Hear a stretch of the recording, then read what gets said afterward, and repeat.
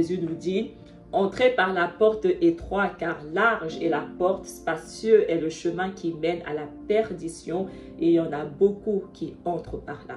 Mais étroite est la porte, resserré le chemin qui mène à la vie, et il y en a peu qui les trouvent. Là, on va parler du chemin de la perdition. Quels sont les discernements à avoir afin de savoir si nous sommes sur le chemin de la perdition? Le premier discernement, le premier indice, c'est déjà si vous ne croyez pas en Jésus-Christ. Toutes les personnes qui ne reconnaissent pas Jésus comme leur sauveur, eux, ils sont hors du temple. On n'a même pas besoin de les mesurer. Ils sont déjà automatiquement condamnés s'ils ne changent pas cela. Je vais plutôt parler ici de ceux qui ont un pied dans le temple, un pied en dehors du temple. On va dire le deuxième discernement, c'est si vous êtes encore dans la religion.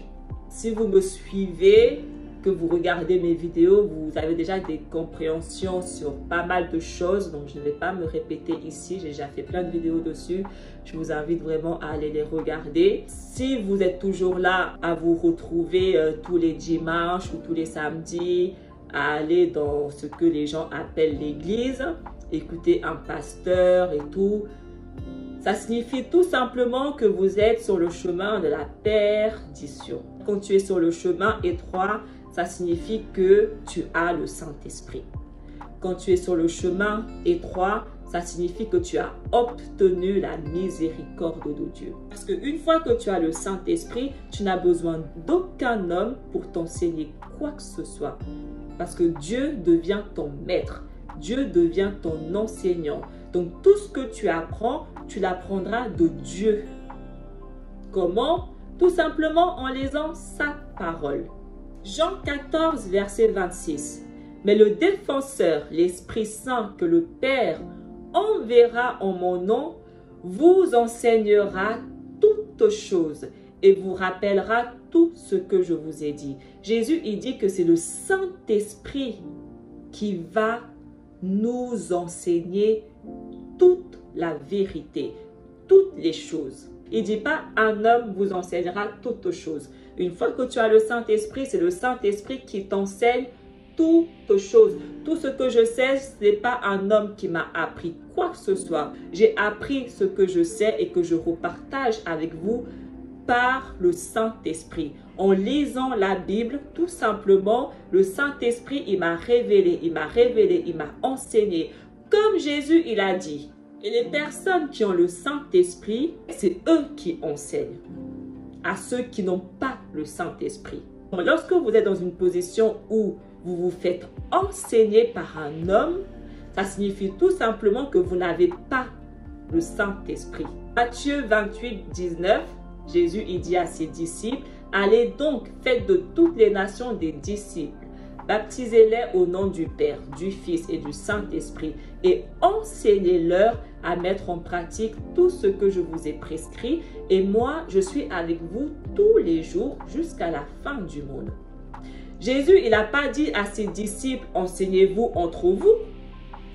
Il a dit à ses disciples, allez enseigner à ceux qui n'ont pas le Saint-Esprit, afin qu'à leur tour, eux aussi, ils obtiennent le Saint-Esprit. Et quand il sera venu, il convaincra le monde en ce qui concerne le péché, la justice et le jugement.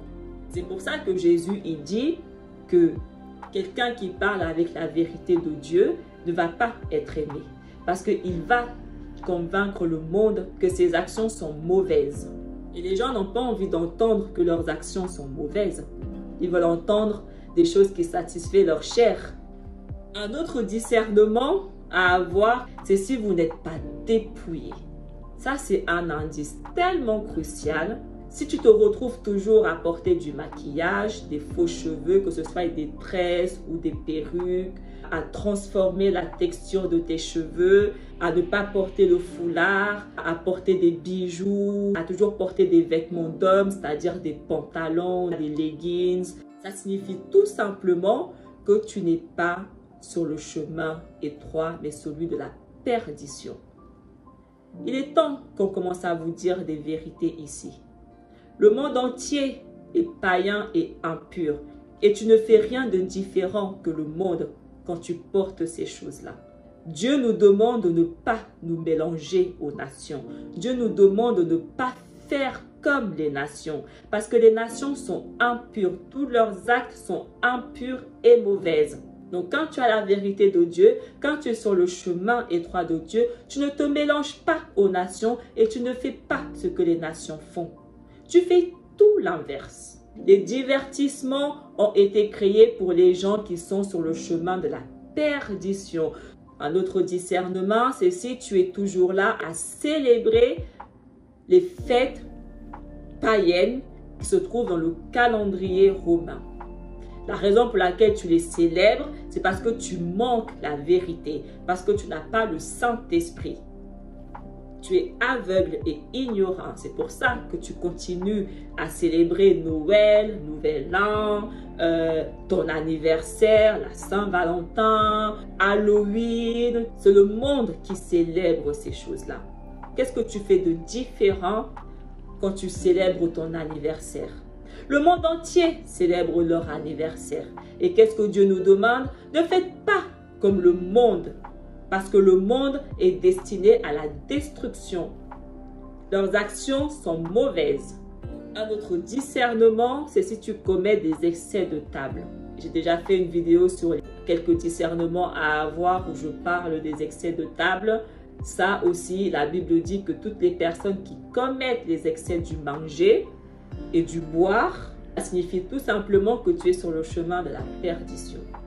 Si tu te retrouves à consommer de la drogue, si tu fumes de la chicha, ce genre de choses, chemin de la perdition. Si tu te retrouves toujours à sortir en soirée, boîte de nuit et tout, chemin de la perdition. Les divertissements sont pour les gens qui sont sur le chemin de la perdition. Si tu te retrouves toujours à écouter des musiques mondaines, chemin de la perdition.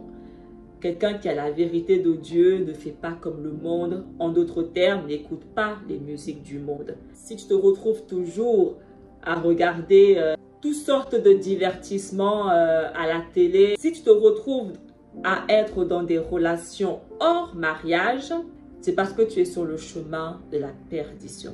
La fornication est un grand péché aux yeux de Dieu. Il y a plein d'autres discernements à avoir. Et je vais m'arrêter là. Ces vidéos ont pour objectif uniquement de vous éclairer, de vous aider, de vous faire prendre conscience et vous aider à shifter certaines choses dans vos vies afin de vous guider vers le bon chemin. Celui qui mène à la vie, le chemin de la vérité, le chemin étroit que Jésus nous demande d'emprunter et que malheureusement, peu sont ceux qui arrivent et qui empruntent ce chemin. Donc faites partie des rares personnes qui empruntent ce chemin. Parce que je peux vous dire que le chemin, il est vraiment très très étroit. Vous ne vous en rendez même pas compte à quel point peu sont ceux qui seront sauvés. Lorsque Dieu a commencé à faire le déluge sur la terre et que Noé donc était dans l'arche avec sa famille et tous les animaux, dans le livre des Justes, chapitre 6, et tous les fils des hommes qui restèrent sur la terre devinrent tourmentés à cause de la pluie, car les eaux devenaient plus violentes sur la terre et les animaux et les bêtes restaient à entourer l'arche. Et les fils des hommes se rassemblèrent ensemble, environ 700 000 hommes et femmes, et ils vinrent vers Noah qui était dans l'arche. Et ils crièrent à Noah disant, « Ouvre-nous, que nous puissions entrer dans l'arche avec toi, car nous allons mourir. » Et Noah d'une voix forte leur répondit de l'arche, disant, « N'est-il pas vrai que vous vous êtes rebellés contre Adonai et que vous avez dit qu'il n'existait pas? Et c'est pourquoi Adonai a amené sur vous ce désastre, pour détruire et vous trancher des faces de la terre. N'est-ce pas cette chose que je vous ai annoncée pendant ces 120 ans passés et vous ne vouliez pas écouter la voix de Adonai et maintenant vous désirez vivre sur terre? » Et ils dirent à Noah, Nous sommes prêts à retourner vers Adonai, seulement ouvre-nous afin que nous vivions et que nous ne mourions pas. » Et Noah leur répondit disant, « Voici, maintenant que vous voyez les angoisses de vos êtres, vous souhaitez retourner à Adonai. Pourquoi ne l'avez-vous pas fait durant ces 120 ans que Adonai vous a donné selon la période déterminée? Et maintenant vous venez et vous ne dites cela à cause des angoisses que vous pressent. Maintenant Adonai aussi ne vous écoutera pas. Il détournera son oreille de vous en ce jour. Ainsi vous ne réussirez pas dans vos désirs. » L'histoire va se reproduire. C'est exactement ce que la Bible nous dit.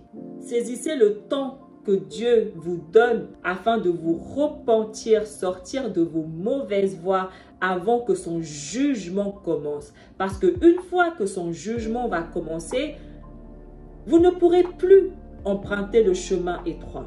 Ça sera terminé pour vous. Toutes les personnes qui seront restées sur le chemin de la perdition, quand le jugement de Dieu va commencer, comme à l'époque de Noah, ils vont tous périr. Saisissez cette occasion maintenant. Sortez de vos mauvaises voies maintenant. Empruntez le chemin étroit maintenant. Et j'essaie juste de vous aider à emprunter ce chemin tant qu'il est encore temps de l'emprunter. Et on voit qu'ils étaient plus de 700 000 hommes à cette époque-là. Et seulement 8 ont survécu. L'histoire va se reproduire. À notre échelle, plus de 8 milliards d'habitants. Ça sera la même chose. Ils vont tous périr, comme ils ont tous péri au temps de Noah. C'est exactement ce que la Bible nous dit. Quand Dieu va commencer son jugement, il restera seulement sur terre 144 000 personnes qui vont vaincre la bête et son image.